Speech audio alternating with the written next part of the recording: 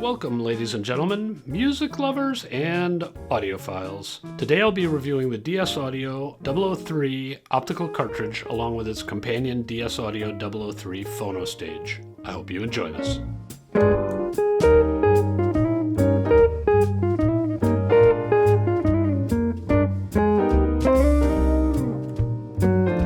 Alrighty, let's do a quick summary. The DS Audio 003 is the entry-level model in the DS Audio line of phono cartridges.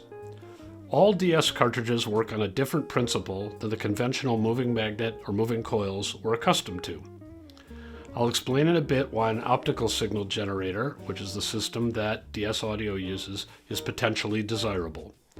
But first, I want to explain the DS Audio 003, while entry-level for DS is not inexpensive. The cartridge itself is priced at $2,500. I should say that while this is not inexpensive, it also isn't in the $10K or higher range, where the most revered moving coils and phonostages tend to be priced. However, if you're currently using a moving magnet or moving coil cartridge, you'll also need a phonostage that works with optical cartridges. Conventional phonostages or transformers won't work with an optical cartridge. The DS Audio 003 Phonostage that I used is also $2,500, so you're basically looking at $5,000 all in if you buy these products in the US. Hopefully, that helps you decide whether this review is worth following further. The other thing that may help is a brief overview of sound quality. That, fortunately, is pretty easy. The DS Audio 003 cartridge system sounds different from and more accurate than any cartridge I've heard near its price range. The central sonic element of the DS sound is a level of clarity that comes from removing, or what sounds like removing, a top-to-bottom kind of veiling that accompanies all the competing MC cartridges that I've heard. Because this feature seems endemic to MC and MM cartridges, we might not really notice until it's removed, which I think is why the DS 003 is so shocking. At least it was shocking to me. I should say, in addition, that this increased clarity and the resulting character of the DS 003 system may or may not be to your liking, and I'll cover that extensively in a little bit. Let's start by going into a little bit of depth about why you would even want an optical cartridge. If you've watched my other videos, you've probably figured out by now that I'm somewhat fascinated by alternative audio mechanisms that attempt to address fundamental issues in sound reproduction. I think the DS cartridges are that sort of thing. I'm interested because in my typology, the DS cartridges are a Type 2 product, meaning that they use a different than conventional technology that attempts to improve the price-performance possibilities offered in the market by more than an incremental amount. Most products, we should say, are Type 1, which aim for perhaps a 0.1% improvement. That's valuable, but often rather subtle, at least from generation to generation. If you wait 5 or 10 years, you often get a real leap in sound quality with Type 1 products. Type 2 products are aiming for more like a 1% improvement. But by changing technologies, Type 2 products often invoke trade-offs that may reduce the net benefit. Type 3 products, which are extremely rare, are fundamentally different from conventional technology and are going for maybe a 10% gain by doing something pretty radically different. I say all this to help you frame the size of the changes wrought by the DS 003 system compared to conventional cartridges. It's in the 1% camp. To make these changes, DS Audio alters the means by which the cartridge generates an electrical signal. As usual, I'm going to simplify how this works with the aim of making understanding easy. We should start with standard moving coil or moving magnet cartridge design. These and DS Audio start with a stylus that rides in the groove of the record and is deflected by the wiggles of the groove. That's a technical term, of course.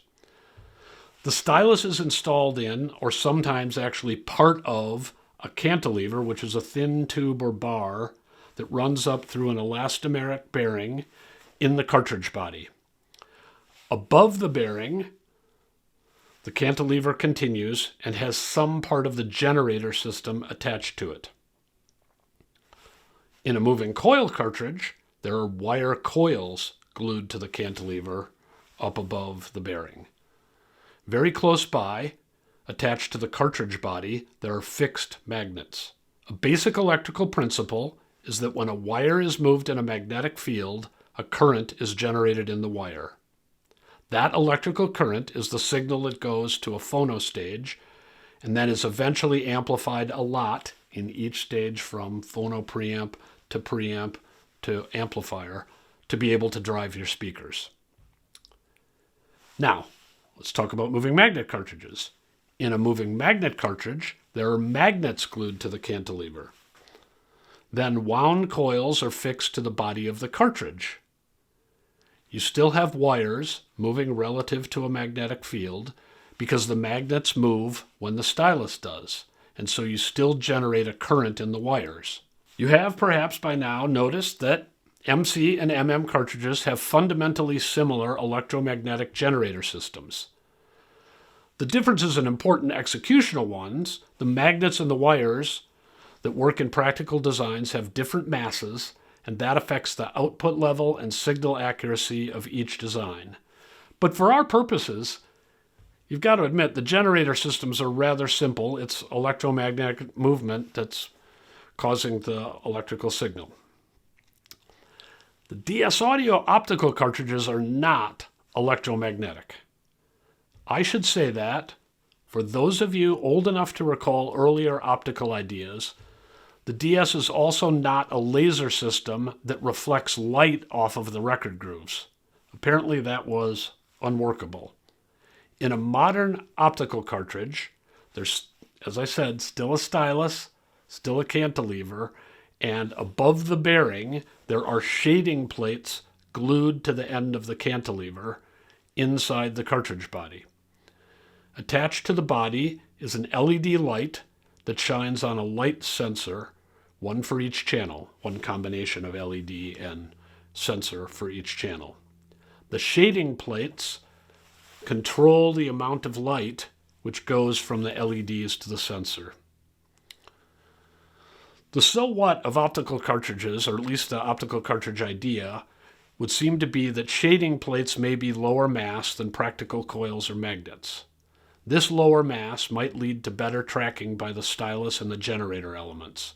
It's not hard to imagine that a given cantilever would be subjected to large forces when whipping around at 100 hertz, where there's fairly big movement, or 1,000 hertz, where there's pretty rapid movement. If mass and those forces could be reduced, accuracy might improve. No one, to my knowledge, publishes these masses, so this is more the theory than known practice for any specific set of cartridges. There's another aspect to optical cartridge theory that isn't conjecture at all, but is a little bit harder to understand. This is the known property of magnetic circuits. Remember, MC and MM cartridges have electromagnetic circuits. The known property is called hysteresis. Basically, hysteresis is a nonlinearity in a magnetic circuit caused by the output of the circuit varying depending on the immediately prior output.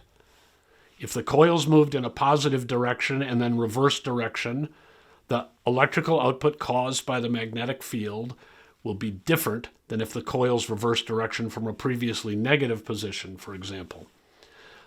Nonlinearity may sound fancy and obscure, but basically it means this causes a distortion.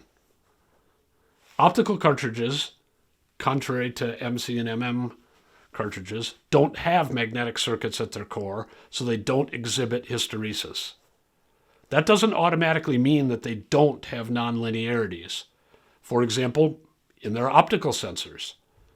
But the idea is that the nonlinearities in an optical cartridge are easier to correct. The DS Audio Phonostage exists in part to do this correction.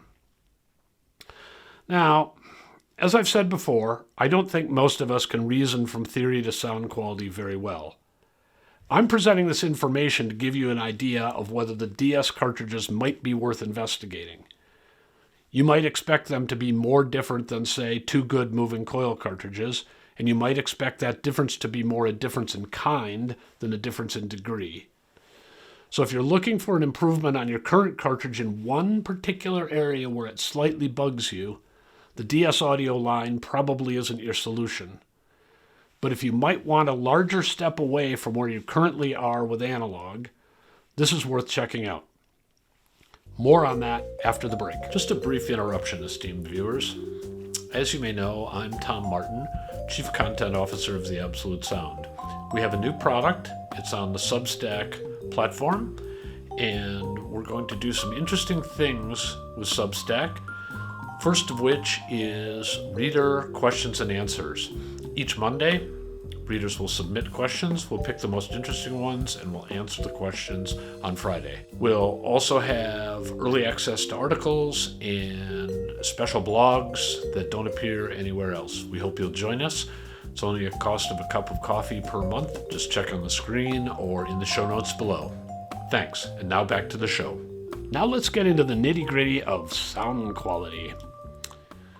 The DS003 sound, in my experience, generates very different reactions from various listeners. I've talked to many of these listeners to try to understand this, and I hope to use the resulting framework in explaining the DS sound to help you decide what you might conclude if you were to listen to it. As I said, the 003 strikes me as having three basic, immediately noticeable qualities. First is that clarity that I mentioned at the beginning. With the 003, records simply sound more open and more resolved. My sense is that some layer of subtle noise or distortion has been removed, and the DS003 is just more transparent to the source. At least that's my reaction to it, and I feel like I can just hear deeper into the sound field. The other element of the DS003 is that, in my judgment, it has flatter frequency response than many cartridges.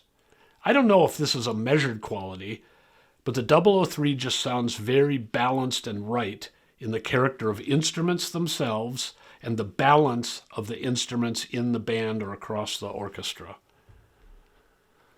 Finally, the imaging of the 003 seems a bit wider and deeper than similarly priced cartridges.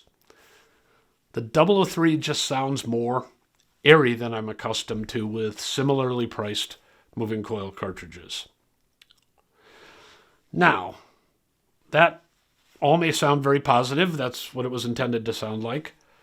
But as I said, some listeners don't view it that way, or they don't have a positive net reaction. I don't think they disagree with my analysis of this. I think they just don't sum it up as being a win.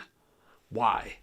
One reason may be that there are many cartridges that do not have ruler flat frequency response, and these cartridges are often chosen because their deviations from flat lend a beautiful, engaging, dynamic character to the music.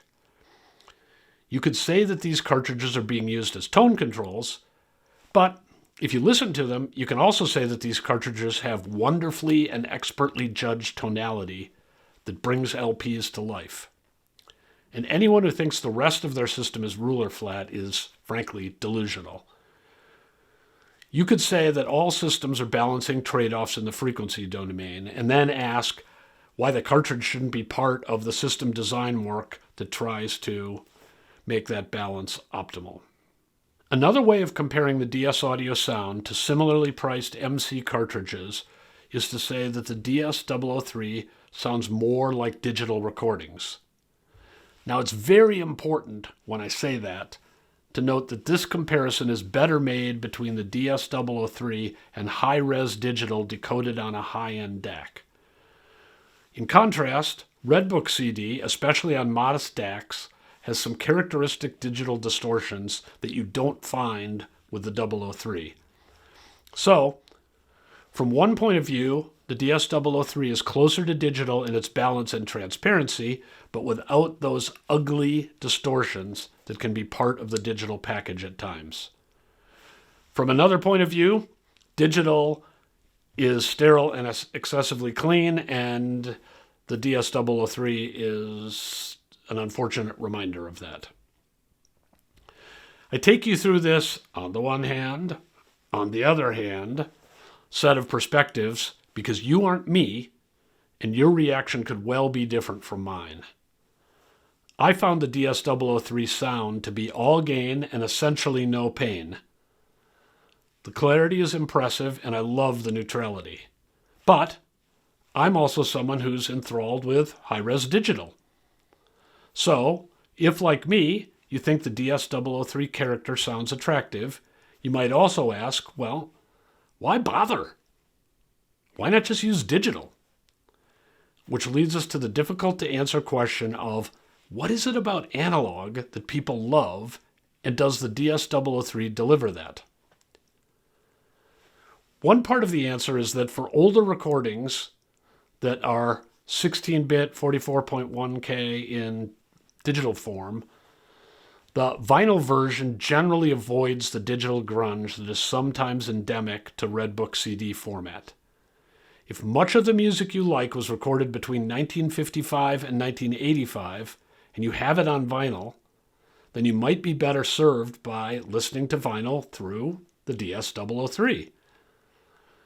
And if you listen to more modern recordings in high-res digital, I think you might find the DS cartridge to be more synergistic with the balance of your system if you tuned it for digital, or vice versa, meaning that the system tuned to the DS cartridge, when you flip on high-res digital, would sound more consonant. Another part of the answer to why use vinyl with a cartridge like the DS003 is that there's an analogness to vinyl that is refreshing, or at least seemingly more natural. It's kind of a I know it when I hear it sort of thing, but I don't think it's magic. Some of the analog character comes from avoiding the medium-res digital distortions that I mentioned above, but some of it comes from the properties of vinyl reproduction. An example of this may help. Channel separation with vinyl systems that are expertly set up is typically in the 27 to 30 dB range. Channel separation with digital is normally greater than 100 dB. The DCS Lena that I use in my reference system has a channel separation spec of 115 dB. The difference between 30 dB and 115 dB is not minor. It's unlikely that it doesn't have a sonic effect. You might think lower channel separation would be deleterious, but I observe this. Normal stereo can often have sounds that appear to come from or be locked onto the speakers. With vinyl, the central image can be stronger, perhaps as a result of the lower channel separation. Getting the image to seem less artificial, as vinyl may do, can help with the suspension of disbelief and create a more relaxed and musically attentive listener. Now, I don't know if this explanation is correct, and I think there are likely other elements of analogness. As an example, analog doesn't have to have a brick wall filter roll-off at 20 kilohertz like Redbook CD does. We've already discussed avoiding Redbook format grunge, but there might be another element at work here. There are some papers, research papers, that suggest that human hearing in the time domain extends well above 20 kilohertz. So it could be that vinyl preserves important information that Redbook files simply don't have. Interestingly, it isn't obvious that the DS003 response extends much above 20 kilohertz, but maybe that small amount really helps. But my point isn't so much that I can fully explain the advantages or distinctiveness of vinyl, but there are reasons that that distinctiveness might exist that aren't in the realm of magic. So, you might choose to use a turntable with important recordings, important to you, and the DS003 might be the ideal cartridge for maximizing the vinyl experience. All right, let me summarize this. Let's start with the DS003 system has a distinctive clarity and transparency among the cartridges around its price point. It has a neutral frequency balance that is impressively accurate, but may or may not be what you want. It preserves much of the special analog character that people greatly enjoy. This is my favorite cartridge right now. I haven't used the top-end moving coils, so I'm not saying it's the best cartridge on earth. Heck, DS Audio has a bunch of cartridges above this, which, frankly, I would love to hear. I hope I've been clear that some people would rank other cartridges in this price range above this one. Also, some people like me keep another cartridge on hand for those times when accuracy is not the prime directive. But for accuracy, at what seems to be a reasonable price based on our value criteria, this one is a winner.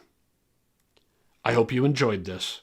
If you did, please click on the subscribe button, hit the notification bell, check in the show notes for the URL that will connect you with our free multi-times-a-week newsletter. And of course, we would love it if you would join us by subscribing to the Absolute Sound magazine. It's something we've been publishing for 50 years. It's got some of our flagship reviews and commentary in it, and of course we think you would really enjoy it. Thanks for watching, and we hope to see you again soon.